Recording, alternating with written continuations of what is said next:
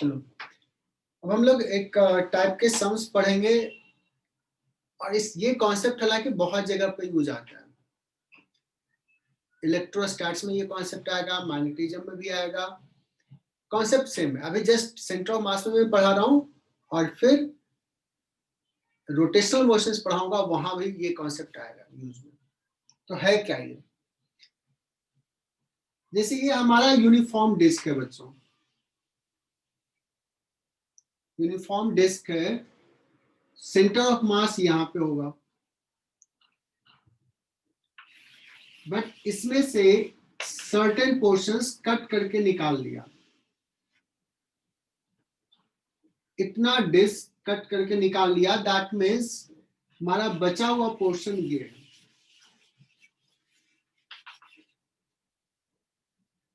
अब पूछा जाए कि इस बचे हुए पार्ट का सेंटर ऑफ मास कहां होगा, where the centre of mass will be, हम किस पॉइंट पे पूरे मास को कंसंट्रेटेड मान सकते हैं। तो मैं गेस करने के लिए बोलता हूं, ये मान लो सी है, तो सेंटर ऑफ मास सी के राइट साइड होगा या लेफ्ट साइड होगा? Can you guess this much कि ये तो बता ही सकते हैं। प्रिया पाटिल बहुत जल्दी आंसर करते, बहुत बढ़िया प्रिया, करेक्ट आंसर है। और कोई? विराज, लोकेशा, गुड। इधर होने वाला है बिकॉज इधर से मास निकाल लिया, इधर है। तो इस टाइप के कॉन्सेप्ट को पढ़ना है, ये टाइप के कॉन्सेप्ट बहुत जगह पे आएंगे।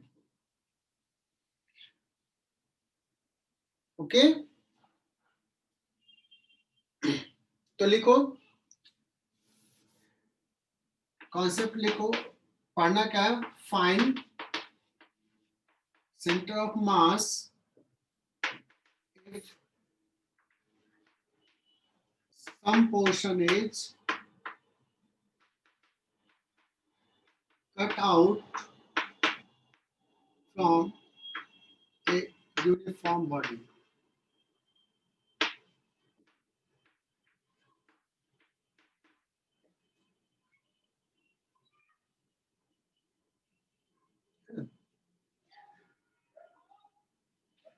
तो इसको सवाल के साथ ही करते हैं। इसको करने का दो तरीका है, मैं दोनों तरीका बताऊंगा, जो तरीका तुम्हें अच्छा लगे वो फॉलो करना। लिखो, सवाल के साथ स्टार्ट कर रहा हूं। फ्रॉम ए यूनिफॉर्म डिस्क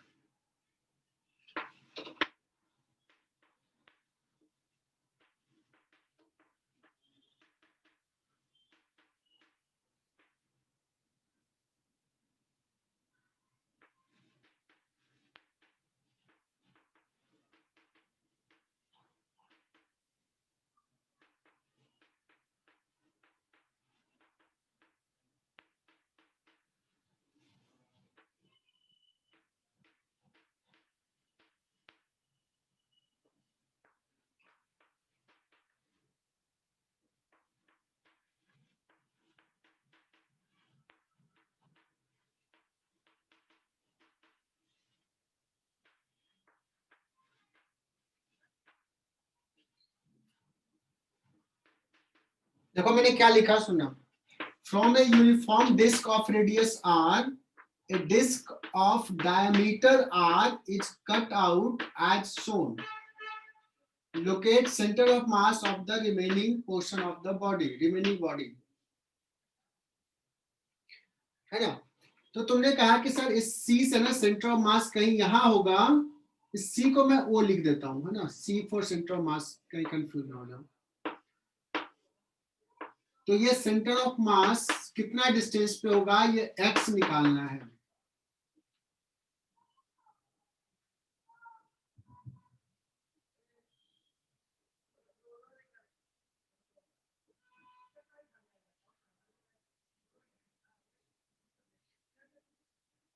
तो ओरिजिनल बॉडी हमारा ये है,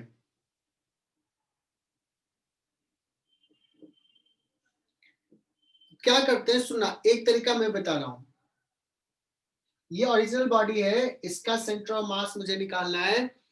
मैं क्या करता हूं, जिसने ये कट करके ले गया उससे मांग लेते हैं। कहेंगे यार दे दो मुझे थोड़ी देर के लिए, और यहां पे रख देते हैं उसको। मतलब जो कटा हुआ पार्ट था उसको हमने वापस लाया और इसको रख दिया यहाँ पे। तो ये बॉडी 1 हो गया जिसका सेंटर ऑफ मास निकालना है, और बॉडी 2 हो गया जो तूने वापस लाके इसमें पुट कर दिया। सो बॉडी 1 प्लस बॉडी 2 ये मिला के क्या हो जाएगा, uniform disc.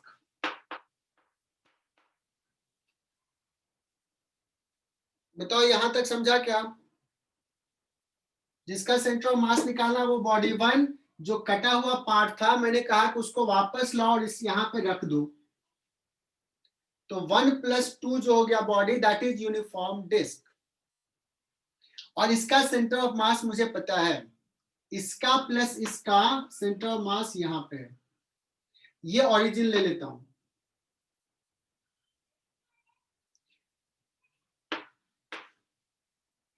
Center of mass of this system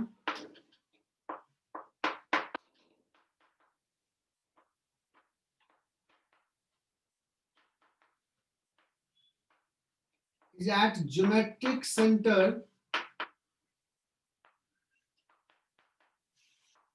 of the disk, that is at O.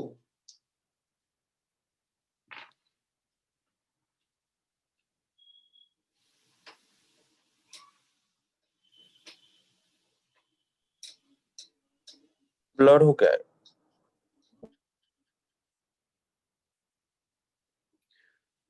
देखो थोड़ी देर में हो जाएगा क्लियर। हाँ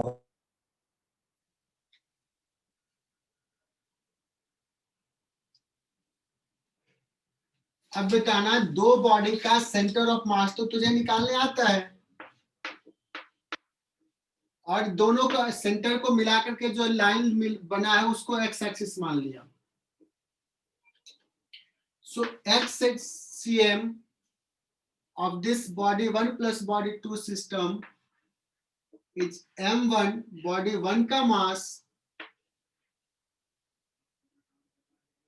into x1, body 1 का centre of mass, plus m2, body 2 का मास into बॉडी 2 का centre of mass, divided by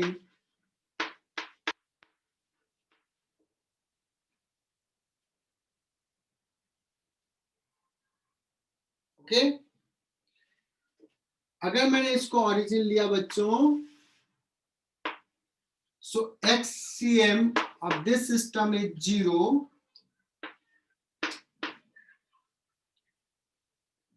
how to write m1, body 1 का मास कैसे लिखें? मान लो सरफेस मास डेंसिटी सिग्मा है, ये दोनों सेम डेंसिटी का होगा, उसी का पार्ट हमने लाकर रखा है। बॉडी 1 का सरफेस एरिया कोई बता सकता है कितना है?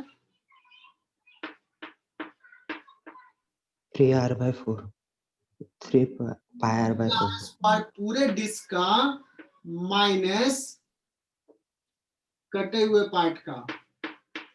और बहुत सही तूने बताया। बताओ m1 सही लिखा क्या?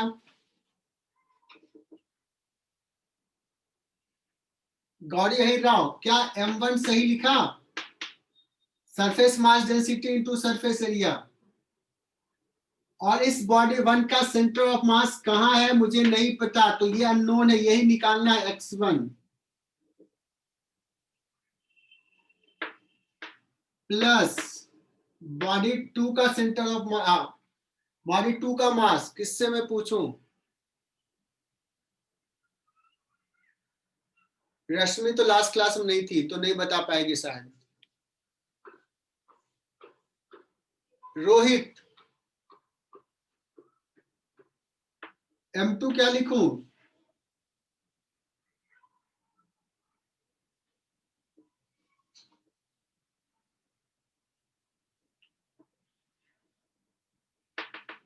बॉडी 2 का मास सिग्मा इंटू, शायद नेटवर्क इशू हो।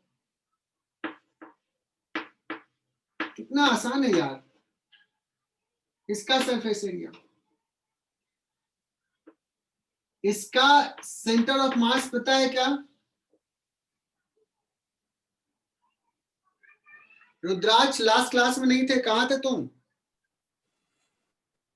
इशू था, नेटवर्क चला गया। अच्छा चलो, आज तो लगता है सारे बच्चे प्रेजेंट हैं, पिछले क्लास में नहीं थे। सर रुद्राक्ष बताओ बताओ क्या लिखूं x2? इसका तो सेंटर ऑफ मास पता है, ये तो यूनिफॉर्म बॉडी है 2, यहां पे होगा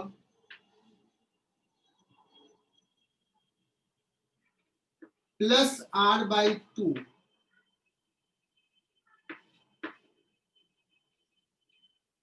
डिवाइडेड बाई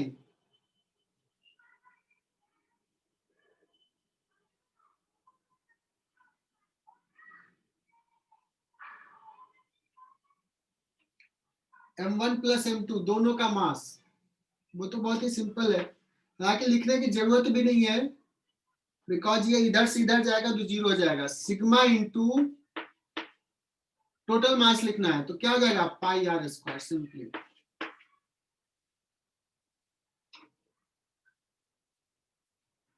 सो ये इधर जाके जीरो, सिग्मा सिग्मा कैंसिल हो जाएगा, तो यहाँ पे लिख लेता हूं pi R square minus R square by 4 sigma x1 plus ये सिग्मा पाई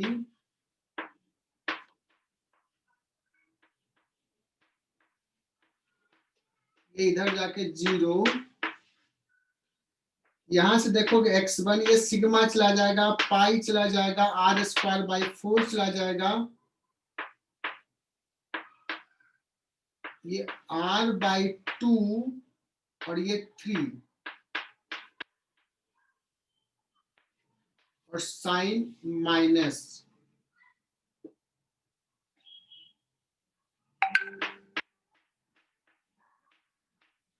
माइनस साइन बता रहा है कि यहां से इधर होगा और ये हो गया r/6।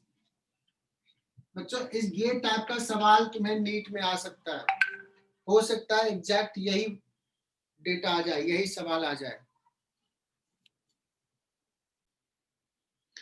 देखो हमने पिछला सवाल में कैसे सॉल्व किया कि जो कटा हुआ पार्ट था वापस लाया और हमने रख दिया, इसको हम बॉडी 1 माने थे और कटे हुए पार्ट को बॉडी 2, 1 + 2 बॉडी जो हुआ वो हमारा एक यूनिफॉर्म डिस्क बन गया। अब क्या करते हैं, इसी को थोड़ा दूसरे तरीके से देखते हैं, बच्चे शायद इसको पसंद करते हैं। ये हमारा सिस्टम, इसका सेंटर ऑफ मास निकालना है। मैं बोलता हूं कि ये जो सिस्टम है, ये बॉडी है, this is composed of 2 body. सुनना थोड़ा सा different, this is composed of 2 body. पहला बॉडी कंप्लीट डिस्क और दूसरा बॉडी r/2 रेडियस का निगेटिव मास का बॉडी।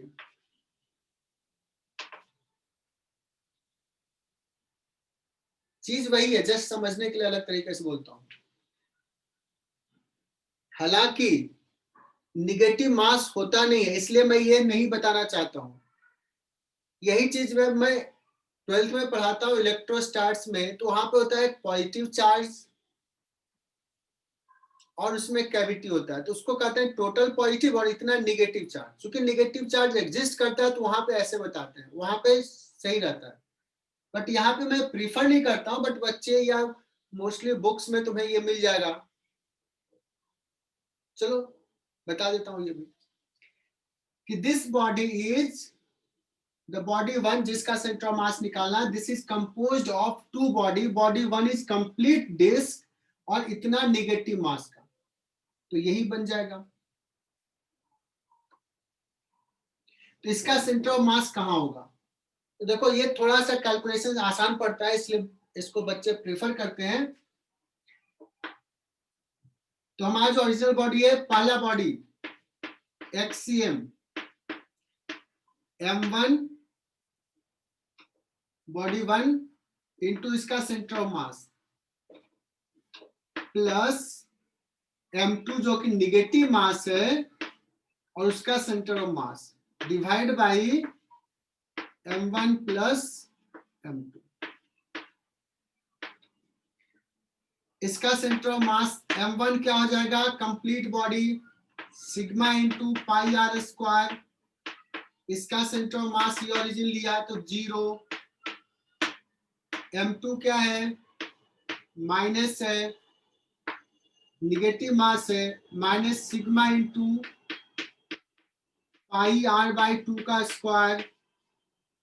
X2 क्या है? R by 2 divided by M1 plus M2 sigma pi R square plus minus sigma into pi R by 2 का square. ये तो 0 हो गया, minus sigma pi R square by 4 into R by 2 divide by, ये देख लो, sigma pi R square 1 minus 1 by 4 that is equal to minus R by 6। तो इससे भी आ गया। देख लो, जो प्रीफर करो, जो समझ में आया वैसे करो।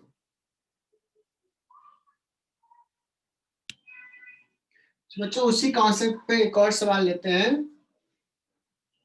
From A square sheet, uniform square sheet,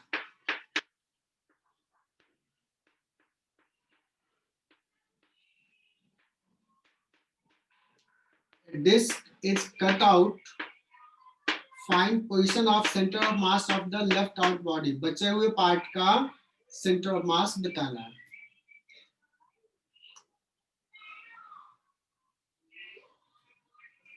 तो अब जो भी मेथड से बताना हो, मान लो अब तुम लोग ऐसे कर सकते हो कि यहां से ये डिस्टेंस x1 पे इधर है,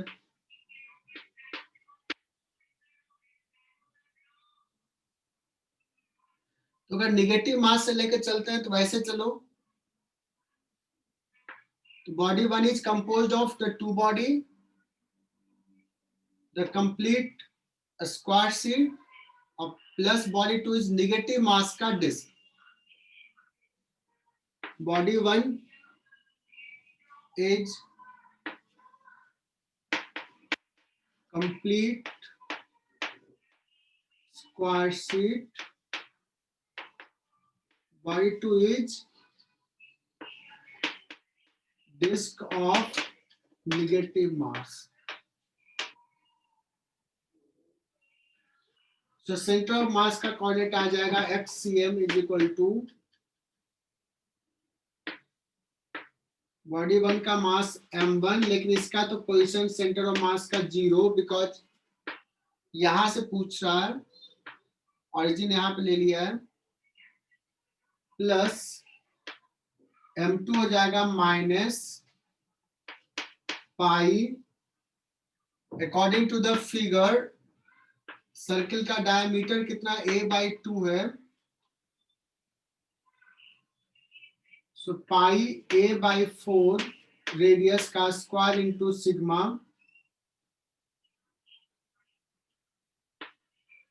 where is the center of mass? x2 a/4 divided by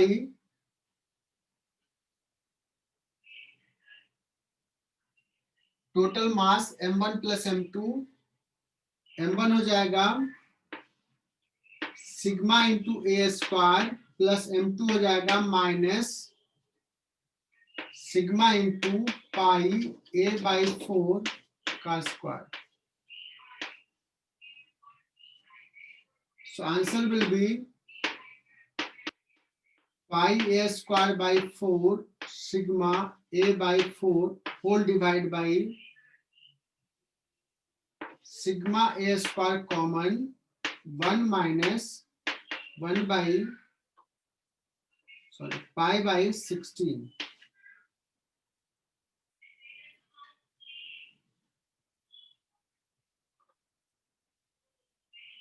ये साइन माइनस ए स्क्वायर सिग्मा चला जाएगा, पाई रहेगा, ये 16 ऊपर गया 4 जाएगा तो minus 4 pi A upon 16 minus पाई.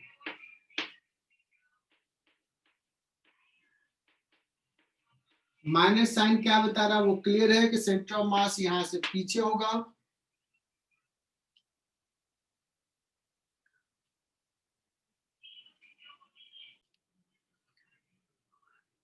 जो एक सवाल दे दे कि एक स्क्वायर शीट है, साइड लेंथ ए का,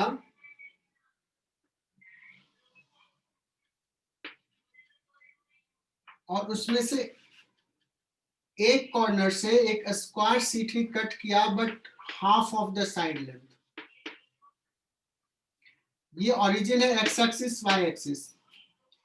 सो ये बचे हुए पोर्शंस का where is the center of mass, x coordinate of center of mass and y coordinate of center of mass.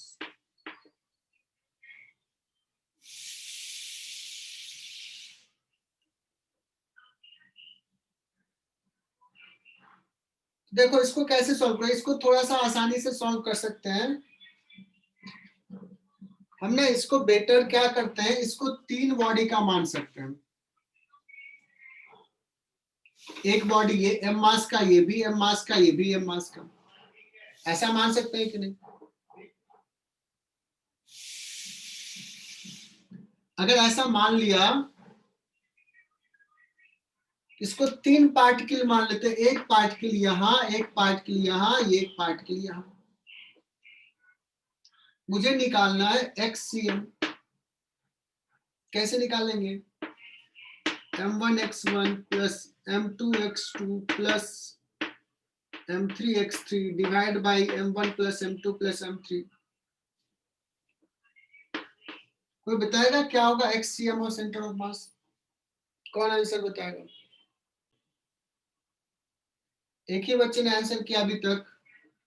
मैंने तो सब कुछ बता दिया. m1 सपोज इसको ले लिया, m ले लेते हैं. Where is the center of mass? X coordinate. This is A, so this is A by 2, so this is A by 4. और साइन किधर है, निगेटिव, तो ये माइनस साइन देते हैं. प्लस इसका भी minus, m A by 4 minus, plus इसका plus m A by 4 plus, divide by m1 plus m2 plus m3 3m. और ये मिल गया 0 minus A by 12. Is it correct? किसी का आया था आंसर? हाँ सर. प्रथमेश ने ये आंसर किया था. प्रिया पाटिल कहाँ मिस्टेक की? साइन के साथ नहीं लिया. ठीक है. सिमिलरली YCM ले लोगे. YCM कोई बताए क्या होगा?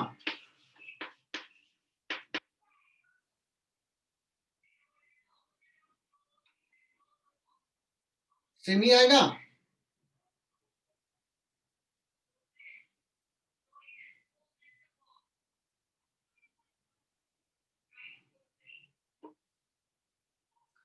m into plus A by 4 m into minus a by 4, m into minus a by 4, तो YCM भी minus a by 12 आ जाएगा. So center of mass will be somewhere here.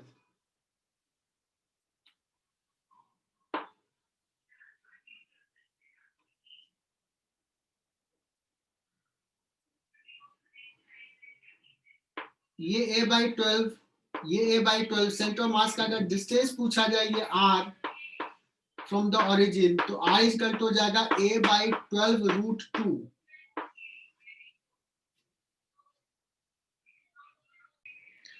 अब एक कॉन्सेप्ट डिस्कस कर रहा हूं कि एक यूनिफॉर्म ट्रायंगुलर प्लेट है, मतलब mass is distributed in volume, sorry surface. Where is the center of mass?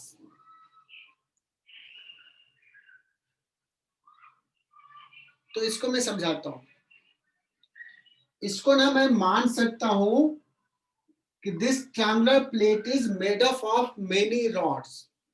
एक रॉड इधर रखा, ए बी सी, एक रॉड इतने लेंथ का इधर रखा, दूसरा रॉड ऐसे रखा, तीसरा रॉड ऐसे रखा, अलग अलग लेंथ का. ये लॉजिक समझना, एनसीईआरटी में भी ये लॉजिक दिया हुआ है. This is made up of many rods. तो ये सारे रॉड को ना मैं पॉइंट मास जैसा ट्रीट करूं. यूनिफॉर्म रॉड है, इसका सेंटर ऑफ मास इस रॉड के मिड पॉइंट पे, इसका सेंटर ऑफ मास इसके मिड पॉइंट पे, तो सारे रॉड का मिड पॉइंट ले लिया.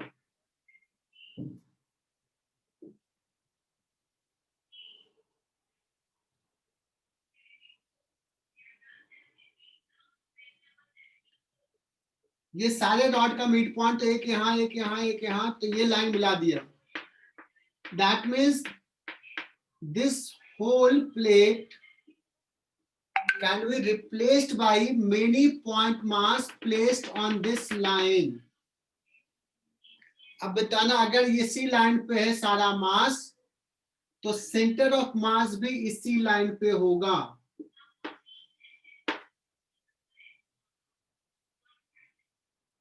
कह सकते हो कि नहीं? अब कहाँ है, यहां है कि इधर है? सर्टेनली अगर इस लाइन का मिड पॉइंट ले तो तुम श्योरली बता सकते हो कि मिड पॉइंट से नीचे होगा, बिकॉज इधर ज्यादा मासेज है. लेकिन कहां पे नहीं पता. अब प्रथमेश बोलेगा कि सर आपने ऐसे क्यों लिया, आप ऐसे ले लो कि ये बीसी के पैरेलल बहुत सारे रॉड से बना हुआ है. सेम ही होगा ना दोनों, कैसे भी लिया तो. हाँ सेम ही होगा, एकदम सही. सो तूने कहा कि सर ये ना बहुत सारे ऐसे ऐसे रॉड से बना हुआ है. कहोगे ये ना इस रॉड के मिड पॉइंट पे एक पार्टिकल ऐसे ऐसे ले लिया. दैट मीन्स तुम कहोगे सर ये ना बहुत सारे पॉइंट मास इस लाइन पे रखा हुआ है. So you will say that कि सेंटर ऑफ मास इसी लाइन पे होगा. अब दोनों का लॉजिक सही है, मेरा भी और प्रथमेश का भी.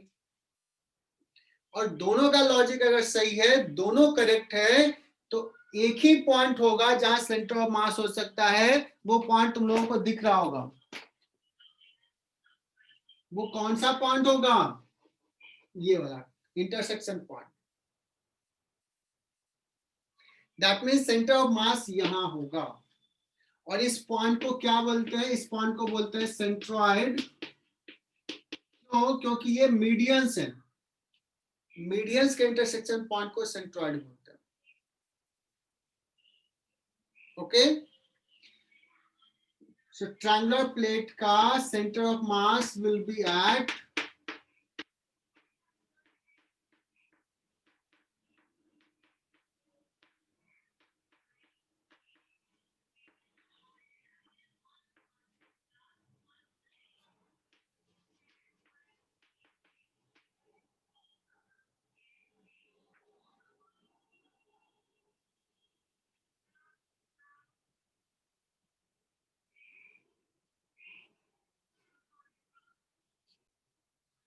Motion of centre of mass.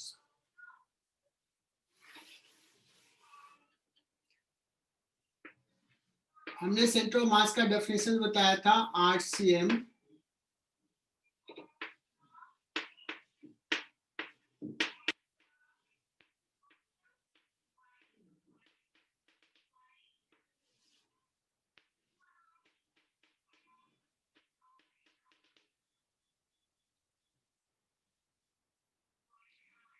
ये m1 plus m2 plus m3 plus so on, इसको क्या कह सकते हैं? Total mass.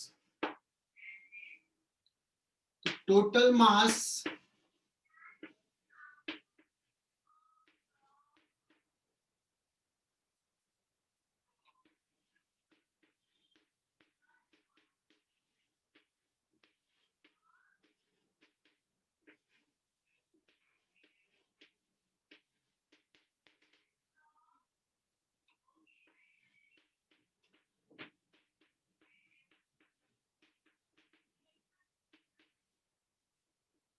differentiate both side with respect to time। क्या हो जाएगा? Capital M into d upon d t 8 cm equal to m1 d r1 upon d t plus m2 dr2 upon dt plus so on. तो इसको क्या बोल सकते हैं? Capital M 8 cm का differentiation with respect to time, this is called velocity of centre of mass. Position का differentiation, ये क्या हो जाएगा? m1 dr1 बाई dt क्या हो जाएगा? पार्टिकल 1 का वेलोसिटी प्लस m2, ये हो जाएगा पार्टिकल 2 का वेलोसिटी प्लस सो ऑन। मतलब VCM is equal to this upon total mass, ऐसे भी लिख सकते हो। VCM is equal to m1 v1 plus m2 v2 plus so on divide by total मास।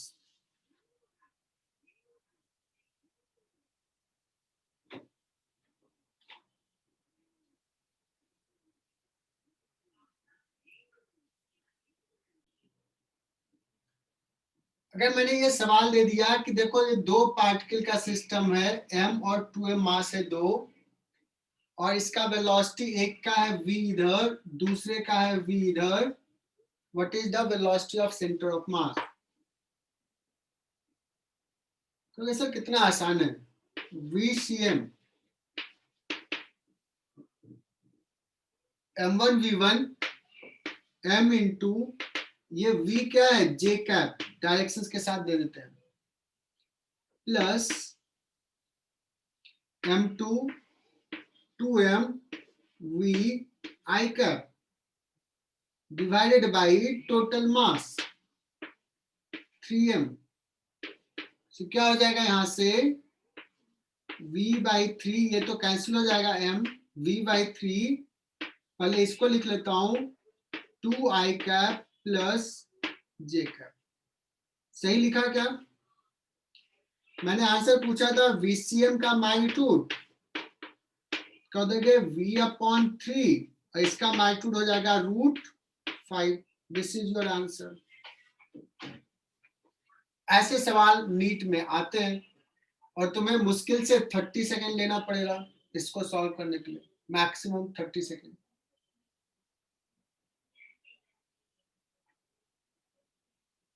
है ना?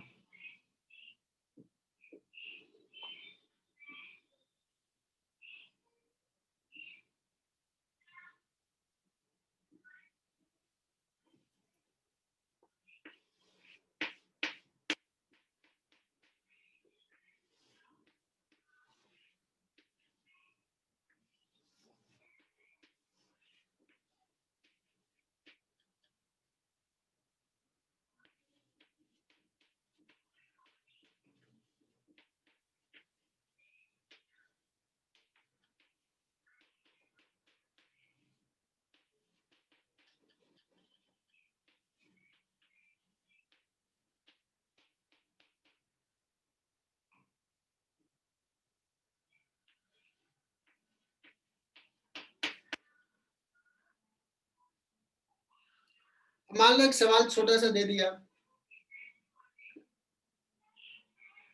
ये सिस्टम ले लिया 2 ब्लॉक का M2M एटबुड मशीन है, इसको रिलीज कर दिया, t is equal to 0 पे रिलीज किया, पूछ रहा find velocity of centre of mass at t is equal to 3 second. देखते हैं कौन कौन इसको सॉल्व करता है। कोई एक बॉडी मूव कर रहा है v वेलोसिटी से, मास इज m, से बहुत ही important term momentum. Momentum of a body is defined as mass of the body into velocity. M into V, ये है multiplication of a scalar quantity into a vector quantity. So this is a vector quantity. Momentum is a vector quantity. हालांकि Newton's law में बहुत सारे सवाल तुम कोई भी बुकलेट उठाओगे मोमेंटम का दिया रहता है, बट मैं वहां पे नहीं पढ़ाता हूँ, मैं सेंटर ऑफ मास में आकर मोमेंटम वाला पढ़ाता हूँ, मोमेंटम, इंपल्स, एवरीथिंग। और अभी हमने जस्ट डिराइव किया total mass into VCM and we denoted momentum by quantity P। Momentum के लिए P से यूज करते हैं।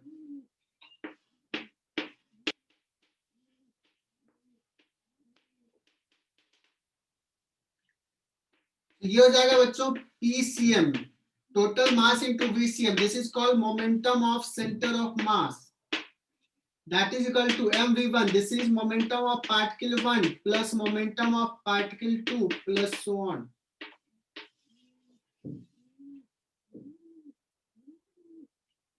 That means किसी सिस्टम का सेंटर ऑफ मास का मोमेंटम अगर लिखना है, पूरे सिस्टम का momentum, that is equal to summation of vector summation of momentum of all individual particle.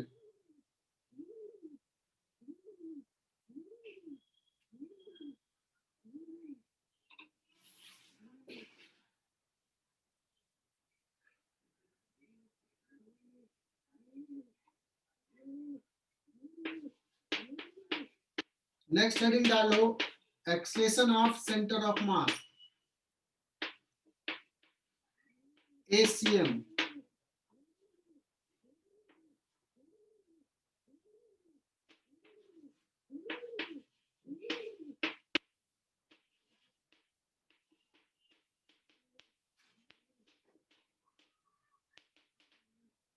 Differentiate both sides with respect to time.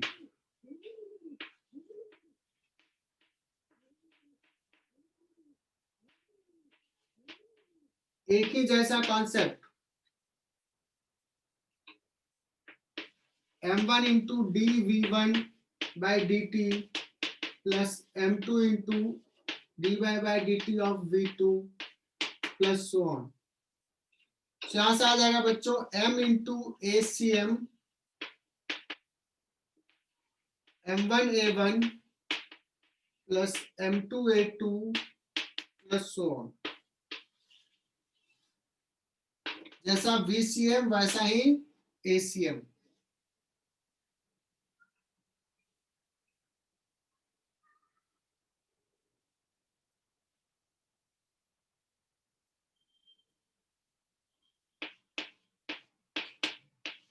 अभी अभी हमने एक सवाल लिया था,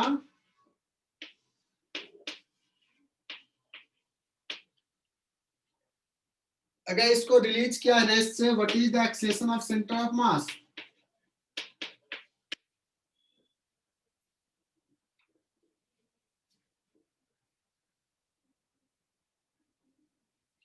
तो अभी जस्ट हमने निकाला था कि ये जाएगा नीचे g/3 से और ये जाएगा ऊपर g/3 से। एक्सेलेरेशन ये निकाला था g/3, जो कि कांस्टेंट आया था। मुझे ACM निकालना है, तो क्या हो जाएगा m1 2m into g/3 minus j cap plus इसका m into g/3 j cap divide by total mass 3m।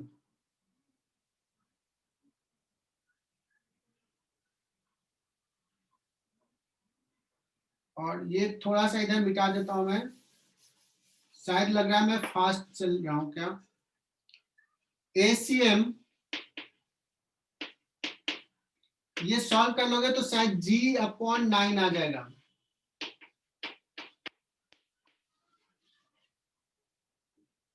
ACM g/9 आ जाएगा माइनस जे कैप में, और कांस्टेंट है।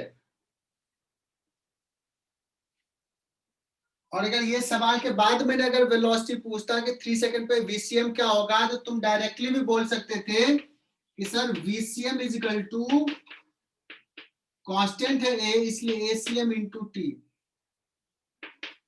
तो माइनस g/9 इंटू 3 सेकंड में पूछा था तो g/3 हो जाता है माइनस जे कैप में।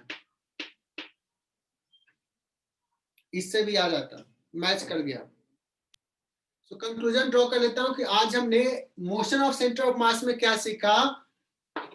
Velocity of centre of mass is equal to m1v1 plus m2v2 plus so on divide by total mass.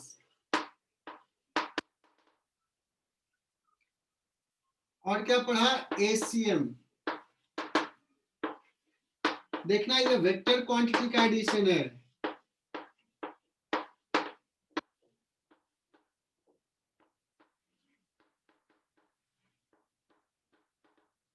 So on. और क्या डिस्कस किया, momentum of a body is m into v। What is momentum of centre of mass, system का momentum p1 plus,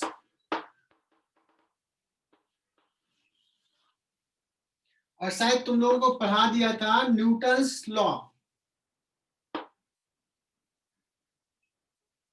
Newton's का second law F net actually में मैंने बताया था dp/dt होता है।